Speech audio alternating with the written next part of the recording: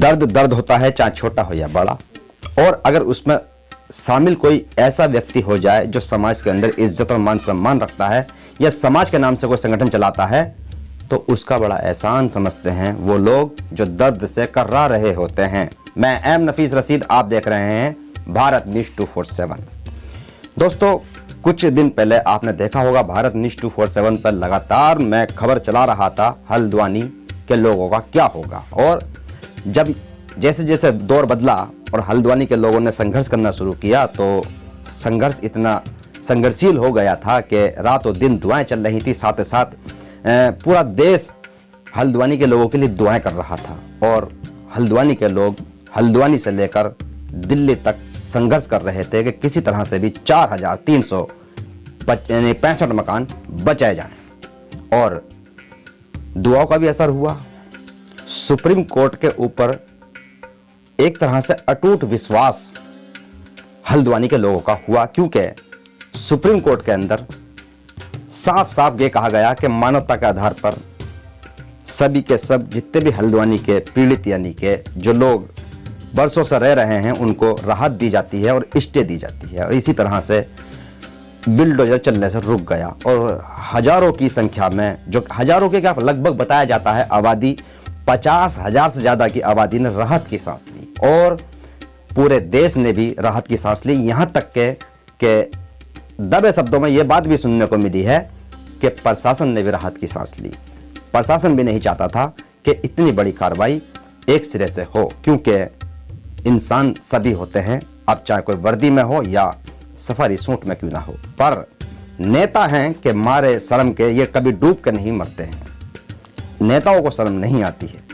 मैं बात पूरी जानकारी देते हुए बताना चाहूँगा कि ऐसा नहीं कि किसी की 4 लाइनें हों और व्हाट्सएप ग्रुप में सोशल मीडिया पर अगर उनको शेयर किया जाए और उनका फ़ायदा ना हो या उसका नुकसान ना हो।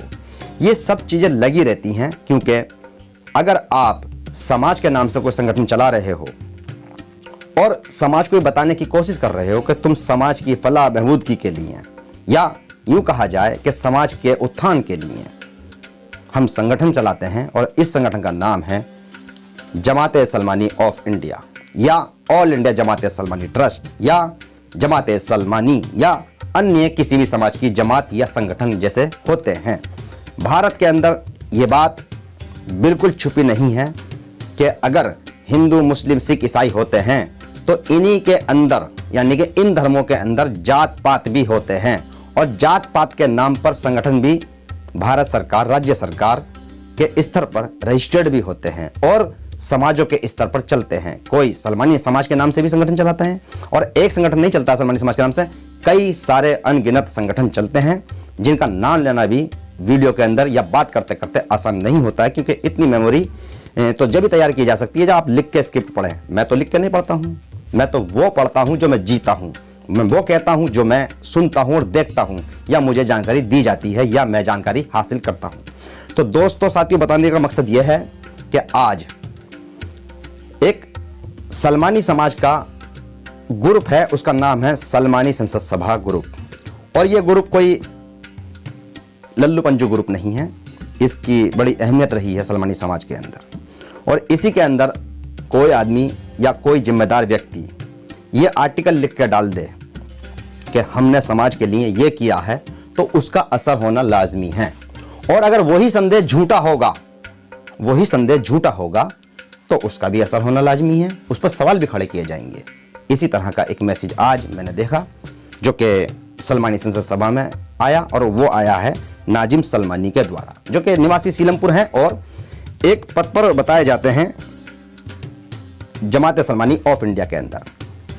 लगातार मैं हल्द्वानी की खबरें कर रहा था और मैं भी ये बताने की कोशिश कर रहा था कि हल्द्वानी के अंदर जैसे हिंदू, मुस्लिम, सिख, ईसाई सब लोग रहते हैं, वैसे ही सलमानी समाज ये बड़ी तादाद में रहता है, क्योंकि मुझसे सलमानियों ने बहुत ज़्यादा संपर्क किया था। और यहाँ तक कि इतना संपर्क किया था कि दिल्ली तक आ गए थे अपनी लड़ाई को लेकर। यानी कि उस टीम में जो हल्द्वानी से दिल्ली टीम आई थी सुप्रीम कोर्ट के लिए और वकीलों से मिलने के लिए, जमीयत उलमा हिंद से मिलने के लिए, कांग्रेस, बीजेपी सबसे मिलने के लिए, तो उसमें सलमानी लोग भी मौजूद थे। अगर बंजारी बिरादरी के थे, अंसारी बिरादरी के थे, सैफी बिरादरी के थे, मंसूरी बिरादरी के थे, या उसमें आर्या थे, या उसमें वाल्मीकि समुदाय के लोग भी थे, गौतम समुदाय के लोग भी थे, तो उसमें सलमानी भी थे। बताना साफ साफ चाहता हूं।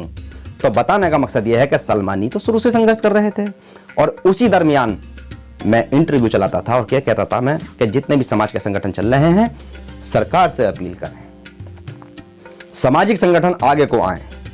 पर उस समय कानों में उंगली डाल के, आंखों में सरसों का तेल लगा के सो रहे थे कि कोई इनके कान में खुशलीला कर दे, आंखों में कोई तुनका ना डाल दे, जिससे कि इनकी आंख और कान खुल जाए।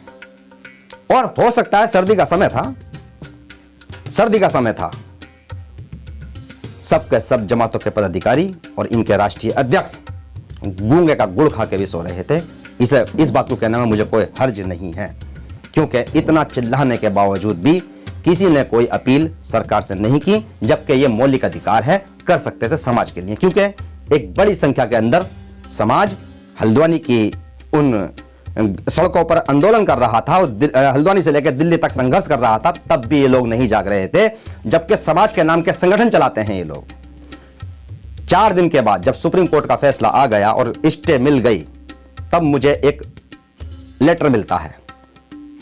वो था गुलाम खैरुल बसर का, जिनका संगठन है जमात सलमानी ट्रस्ट, ऑल इंडिया जमात सलमानी ट्रस्ट।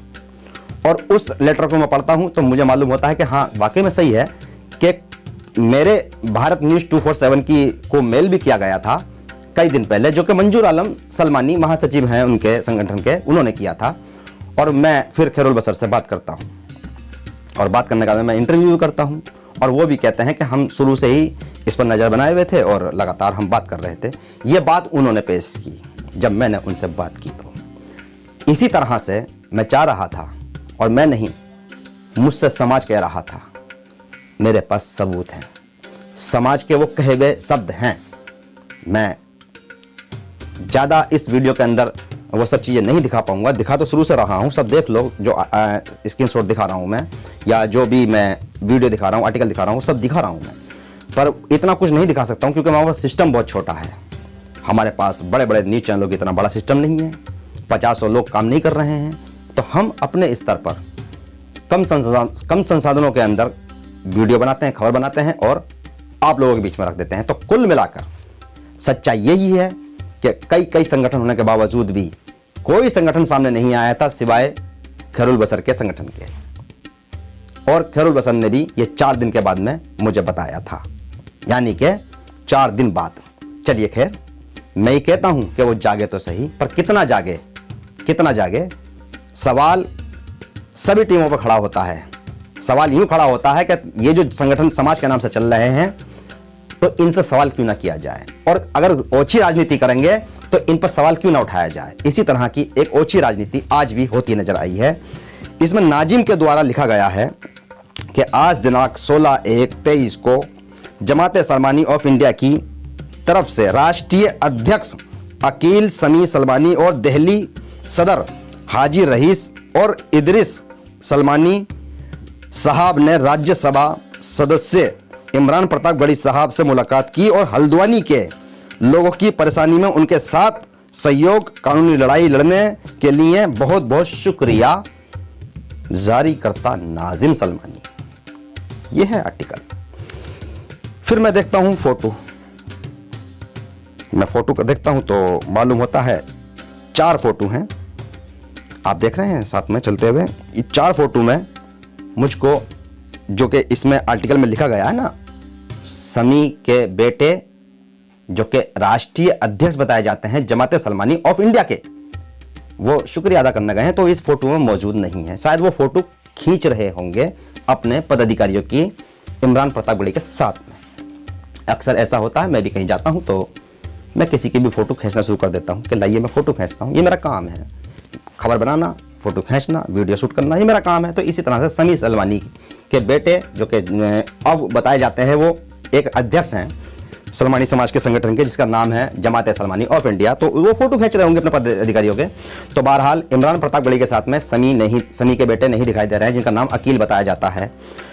इसी तरह से मैं सवाल कुछ करना जा रहा हूं क्या नाजिम, क्या इनकी जमातों के कार्यकर्ता जिस समय हल्द्वानी का मुद्दा चल रहा था तो क्या उस समय एक लेटर जारी नहीं कर सकते थे प्रधानमंत्री के लिए, राष्ट्रपति के लिए, सुप्रीम कोर्ट के लिए? गुहार नहीं कर सकते थे समाज के लिए? क्या बाकी अन्य जमातें नहीं कर सकती थी? मैंने साहब गोई के साथ में बताया है कि सबके सब संगठन उस समय कानों में यानी के उंगली डालकर और आंखों में सरसों का तेल लगा के शायद सो रहे हों, रजाई ओढ़कर, इनको ठंड ना लग जाए और इनकी आंख में कोई तुनका ना डाल दे और कान में कोई उंगली ना डाल दे। ये है इनकी तकलीफें और इनके तरीके काम करने के।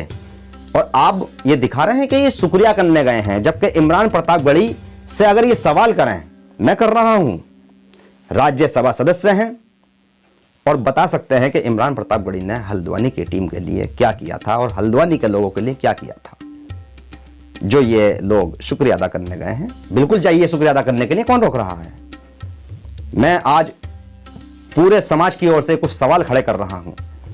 अगर कोई समाज पर दिक्कत परेशानी आती है तो जो आप समाज के नाम के संगठन चला रहे हो, तो क्या आपसे सवाल नहीं करना चाहिए? क्या आपको अगर समाज दिखाई दे रहा है परेशान है तो क्या आपको आगे नहीं आना चाहिए?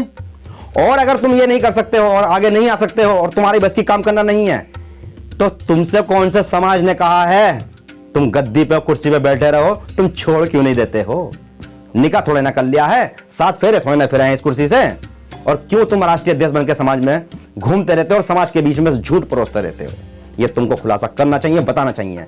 और मैं तो जमात सलमानी ऑफ इंडिया के राष्ट्रीय अध्यक्ष जो बताए जा रहे हैं, जिनका नाम अकील समी सलमानी बताया जा रहा है, मैं कहता हूं मुझको बुलाइए, मैं तुम्हारे घर पर आऊंगा, तुम्हारा इंटरव्यू करूंगा और मैं पूछूंगा तुमसे सवाल कि बताइए तुम्हारा संगठन ट्रस्ट है, एनजीओ है या कौन से समाज के लिए काम करता है?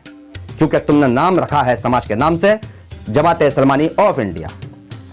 और हां, खाली समी सलमानी का पुत्र, मैं तो साफ कह रहा हूं, जैसे मुझे जानकारी ये है पूरी तरीके से, ऐसा नहीं कि अनजान हूं मैं, या वो राष्ट्रीय अध्यक्ष जो बने हुए हैं वो अनजान हैं, वो भी बता सकते हैं कि वो अगर समाज का नाम का संगठन चला रहे हैं तो समाज के लिए जवाब देना अनिवार्य होता है। मैं खैरुल बसर से भी जवाब ले चुका हूं, जरीफ से भी जवाब ले चुका हूं, जो कि अपने अपने संगठनों के राष्ट्रीय अध्यक्ष हैं, इकरार कमर आलम सलमानी, वो भी मेरे सवाल का जवाब देते हैं और समाज के लिए ये सारे सवाल होते हैं। और मैं सवाल करता हूं सिर्फ समाज के लिए। और मैं ये जानना भी चाहता हूं कि अब जमात सलमानी ऑफ इंडिया के राष्ट्रीय अध्यक्ष बताएं भारत न्यूज़ 247 पर आके कि उन्होंने हल्द्वानी के समाज के लिए उस दौर में क्या किया जिस समय औरतें, महिलाएं, बच्चे, बूढ़े सब सड़कों पे पड़े थे और दुआएं कर रहे थे और आस लगा रहे थे कि कोई बैठा दिल्ली में रहनुमा उसके काम आ जाए। तब तुम क्या काम आए, तुमको ये बताना पड़ेगा। बताइए मुझे कब आपके पास आना है और कब मेरे सवालों के जवाब दोगे। मैं भारत न्यूज़ 247 के माध्यम से हल्द्वानी, और हल्द्वानी ही नहीं पूरे भारत के लोगों को बताना चाहता हूं कि यह किया था ये जमात सलमानी ऑफ इंडिया के राष्ट्रीय अध्यक्ष ने। बहरहाल मेरे पास संपूर्ण जानकारी लगभग यह है कि खैरुल बसर के अलावा या उनकी जमात के अलावा किसी ने भी कोई लेटर या मांग नहीं की। अगर किसी ने बंद कमरे में बैठ के मेरी वीडियो देखते देखते दुआ की हो तो उसे अल्लाह कबूल कर लेगा। बाकी मेरा साफ साफ मकसद कहने का यह है कि अगर संगठन चला रहे हो तो समाज के काम आओ, वरना कुर्सी छोड़ दो। ये समाज का भी कहना है और मैं भी इसी समाज से आता हूं और मैं कहूंगा जरूर कि अगर काम नहीं कर रहे हो तो चले क्यों नहीं जाते हो, निकाह थोड़े ना किया है। मैं एम नफीस रशीद, आप देख रहे थे भारत न्यूज़ 247।